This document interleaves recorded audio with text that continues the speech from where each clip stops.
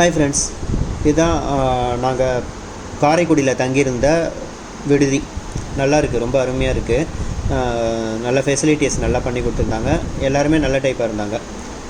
இந்த விடுதி பற்றின டீட்டெயில்ஸ்லாம் நான் வந்து டிஸ்கிரிப்ஷனில் தரேன். நான் இங்கேருந்து இப்போது கிளம்பி என்னுடைய கல்லூரி நண்பர் வரேன்னு சொல்லியிருக்காரு. அவர் வந்து என்ன சித்தன்ன வாசல் அந்த பழமையான ஓவியங்களெல்லாம் பார்க்குறதுக்கு போகலான் இருக்கோம். அது வந்து 7ஆம் நூற்றாண்டை சேர்ந்த சமணர் கோவில் இருக்குது. அங்கே வந்து ஓவியங்கள் நிறையா வரைஞ்சிருக்காங்க. அது எல்லாமே வந்து ஆல்மோஸ்ட் 70% அழிஞ்சிடுச்சு, மிச்சம் 30% இருக்குன்றாங்க. அதை போய் பார்த்துட்டு வரலாம் அப்படின்னு தான். அப்படியே போயிட்டு புதுக்கோட்டை புவனேஸ்வரி மணியும் பார்த்துக்கிட்டு அதுக்கப்புறம் சித்தன்ன வாசலும் போகலான் இருக்கோம். புதுக்கோட்டையிலேருந்து 15 கிலோமீட்டர் இருக்குது சித்தன்ன வாசல். நாங்கள் இப்போ காரைக்குடியிலேருந்து நண்பரோடு போகிறோம். போயிட்டு வந்துட்டு அந்த வீடியோ நான் உங்களுக்கு போடுறேன்.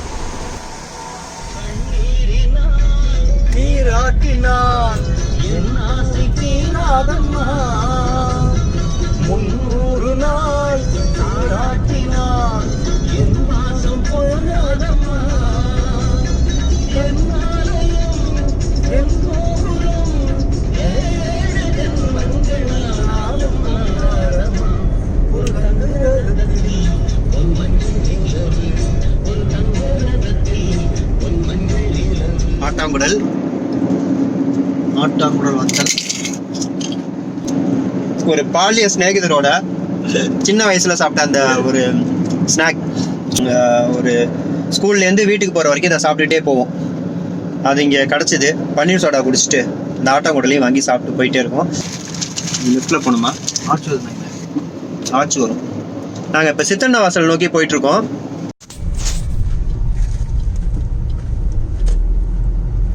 கேவ் டெம்பிள் சித்தன்ன வாசல்.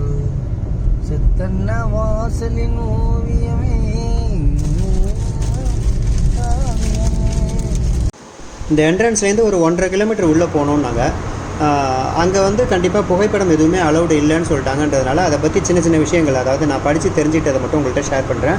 பார்த்துட்டு வந்துட்டு நான் அந்த ஓவியங்கள்லாம் எப்படி இருந்துச்சுன்னு சொல்கிறேன். இதில் வந்து நிறைய தமிழ் கல்வெட்டுகள்லாம் கண்டுபிடிச்சிருக்காங்களாம். அதை வச்சு பார்க்கும்போது பாண்டிய மன்னன் அந்த கல்வெட்டில் ஒன்று சொல்லுதான் வந்து மாறன் என்ற பாண்டிய மன்னன் சீர் செய்தான்னு அந்த கல்வெட்டில் இருக்கான். என்னை அழைச்சிட்டு போகிறதும் மாறன் தான். மாறன்ற பாண்டிய மன்னன் சீர் செஞ்ச கல்வெட்டு அந்த ஓவியங்களெல்லாம் பார்க்க மாறன் கூடவே போயிட்டுருக்கேன். இதை வச்சு பார்க்குறப்போ ஒரு 6ஆம் நூற்றாண்டுலேருந்து 7ஆம் நூற்றாண்டுக்குள்ளே இதை சீர் செஞ்சுருப்பாங்கன்னு தெரியுது.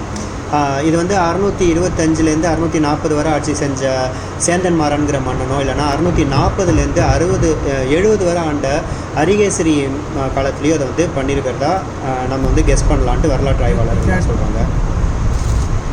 உணவு சீட்டு பெற்றுக்கொள்ள வைக்கிறோம். இது இங்கே என்ட்ரன்ஸில் டிக்கெட் வாங்கிட்டு உள்ளே வந்துட்டோம். குகைக்கு முன்னாடி வந்து பார்க்கிங் வசதி நல்லாவே இருக்குது. ரொம்ப பெரிய இடமா இருக்குது கார்லாம் பார்க் பண்ணுறதுக்கு. நீங்கள் காரில் வந்தீங்கன்னா பார்க் பண்ணிக்கலாம். பார்க் பண்ணிவிட்டு மேலே அந்த குன்றில் ஏறும்போது நான் அதை பற்றிய டீட்டெயில்ஸ்லாம் சொல்கிறேன். பார்க் பண்ணிவிட்டு வந்துட்டோம். இப்போ மேலே ஏற போகிறோம். இந்த இடத்துல ஒரு சின்னதாக ஒரு கடை இருக்குது, ஒரு பொட்டி கடை. அந்த கடையில் வந்து வாட்டர் கேன் அப்புறம் பிஸ்கெட் எல்லாம் வாங்கிட்டோம். நான் அப்பாவும் கூட ஏறுறேன்னு சொன்னாங்க. ஏன்னா அப்பாவும் ஆர்டிஸ்ட்டுன்றதுனால ஓவியத்துலலாம் இன்ட்ரெஸ்ட் இருக்குது, நானும் பார்க்க வரணும். நாங்கள் அம்மா மட்டும் காரில் இருக்காங்க. ஏதோ ஒரு போர்டு இருக்குது ப்ளூ கலரில், என்ன போர்டுன்னு தெரில. யூஸ்வலாக இருக்கக்கூடிய அந்த டிஸ்க்ளைமர் தான் நினைக்கிறேன். இந்த நினைவு சின்னம் 1958 தொல்லியல் துறை, அதான் அந்த தொல்லியல் துறையிலேருந்து வச்ச ஒரு போர்டு ஒன்று இருக்குது இங்கே.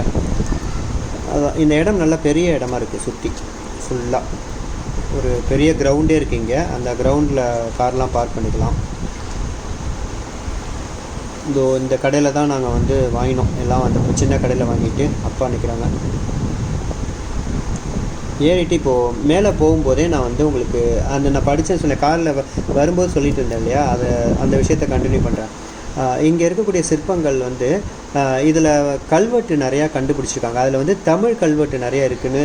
அந்த தமிழ் கல்வெட்டில் ஒரு கல்வெட்டில் வந்து மாறன்கிற பாண்டிய மன்னன் சீர் செஞ்சான்ட்டு ஒரு செய்தி இருக்குதுன்னு சொன்னேன் இல்லையா.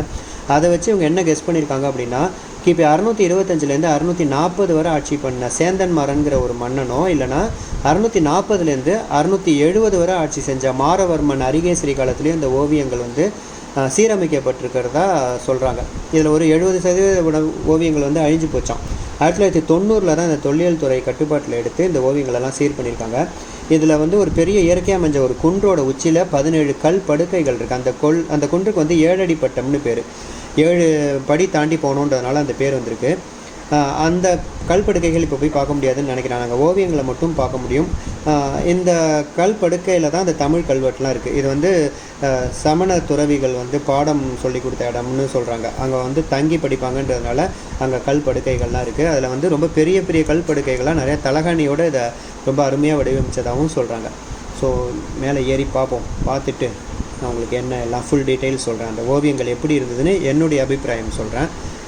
இப்போது ஏறி வந்தாச்சு ஒரு வழியாக. இதான் சித்தன்ன வாசல். நாங்கள் வந்து ஒரு 45லேருந்து 50 படி ஏறி வந்திருக்கோம். ஏறி வந்தால் பின்னாடி நீங்கள் பார்க்குற அந்த இரும்பு கேட்டுக்குள்ளே தான் வந்து சித்தன்ன வாசல் குகை ஓவியங்கள் இருக்குது. ரொம்ப பழங்காலத்தில் சமணர்கள் காலத்தில் எடுக்கப்பட்ட வரையப்பட்ட ஓவியங்கள். இதுக்கப்புறம் வீடியோ அலௌடு இல்லைன்னாங்க. அதனால் நாங்கள் உள்ளே போய் பார்த்துட்டு வந்து எப்படி இருக்கு என்னன்னு சொல்கிறேன். பை.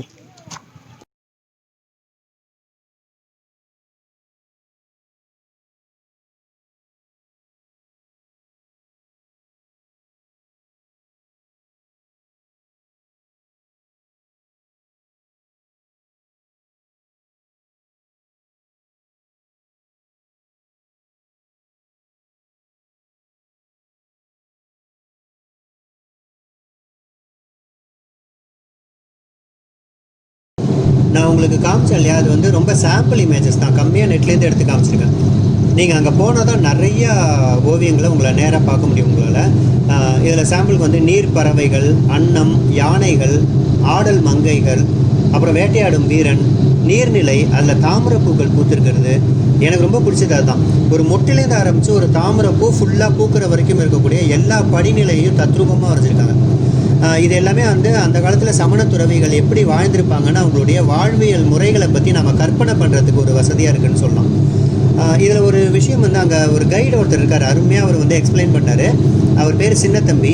அவர் எங்களை அந்த அறைக்கு மத்தியில் நிற்க வச்சிட்டார். அந்த கற்ப கிரகத்தில் எங்கள் தலைக்கு நேராக ஒரு கூம்பு மாதிரி வடிவம், கடைசியாக நான் காமிச்ச படத்தில் பார்த்தீங்க இல்லையா, அது இருக்குது. அதுக்கு கீழே நிற்க வச்சுட்டு அவர் அறையோட இன்னொரு மூலையில் போயிட்டு சில சப்தங்களை ரொம்ப மைல்டாக எழுப்புறாரு அவருக்குள்ளேயே. ஆனால் அது வந்து அந்த அறை ஃபுல்லாக எக்கோ அடிக்கிற மாதிரி கேட்குது. ஆனால் அந்த மத்தியில் இருக்கிறவங்க பேசினா எக்கோ அடிக்க மாட்டேங்குது. இந்த அமைப்பு எப்படி பண்ணாங்கன்னே தெரில. அது வந்து அந்த காலத்தில் சமண துறவிகள் வந்து பாடம் கற்றுக் கொடுக்கறதுக்கு உபயோகப்படுத்திக்குவாங்கன்னு அவங்க சொல்கிறாங்க. இது போல் நிறைய விஷயங்கள் இதை நேரில் நீங்கள் போனால் தான் பார்த்து அனுபவிக்க முடியும். இதை போல் நீங்கள் வந்து ஒரு வழிகாட்டுதல் தான் எடுத்துக்கலாமே தவிர நேராக போய் பாருங்கள். நல்லா இருக்கு.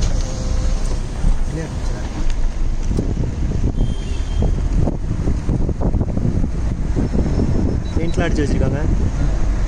இது வந்து அவங்க படைப்பு வீடுன்னு சொல்லுவாங்க. படைப்பு வீடுனா படைப்பாங்க. வந்து ஏதாவது ஃபங்க்ஷனு ஏதாவது அவங்க இயர்லி ஒன்ஸ் வந்து அவங்க ரிலேட்டிவ்ஸு அவங்க பரம்பரை எல்லாம் வந்துடுவாங்க. ஓகே. வீட்டில் அண்ணன் தம்பி எல்லாம் எந்த ஊரில் இருக்காங்களோ எல்லா கண்ட்ரியில் இருந்தாலும் வந்துடுவாங்க. வந்து இங்கே வந்து படையல் நடக்கும். சாப்பாடெல்லாம் போடுவாங்க. பாருங்க, சாப்பாடெல்லாம் பஞ்சமாக இருக்கும். ஹாய் ஃப்ரெண்ட்ஸ், சித்தன்ன வாசல் வீலாக் பிடிச்சிருந்ததா? உங்களுக்கு பயனுள்ள விஷயங்கள் சொல்லியிருப்பேன், ஷேர் பண்ணியிருப்பேன்னு நம்புகிறேன்.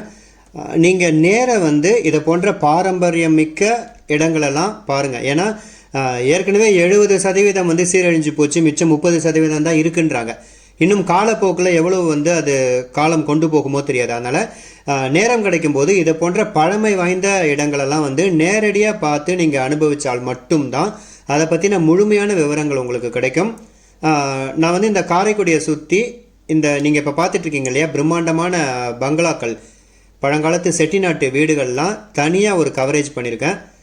கூடிய விரைவில் அடுத்தது வந்து அந்த பார்ட் 3 வீடியோவாக காரைக்குடி வீலாக் பார்ட் 3 வீடியோவாக வந்து காரைக்குடி செட்டிநாடு வீடுகள் பற்றின வீலாக் வந்துகிட்டே இருக்குது. நாளைக்கு நாங்கள் வந்து பிள்ளையார்பட்டி போகிறோம், அதை பற்றின வீலாகும் போடுறேன். என்னுடைய சேனலை இது வரைக்கும் நீங்கள் பார்த்து சப்போர்ட் பண்ணி சப்ஸ்கிரைப் பண்ணதுக்கு ரொம்ப ரொம்ப நன்றி. இந்த வீடியோவையும் இதுவரையும் நீங்கள் பொறுமையாக பார்த்ததுக்கு என்னுடைய நன்றியை தெரிவிச்சுக்கிறேன். மீண்டும் ஒரு பயனுள்ள வீடியோவில் உங்களை சந்திக்கும் வரை உங்களிடமிருந்து விடைபெறுவது உங்கள் வெங்கட். தேங்க்ஸ் ஃபார் வாட்சிங்.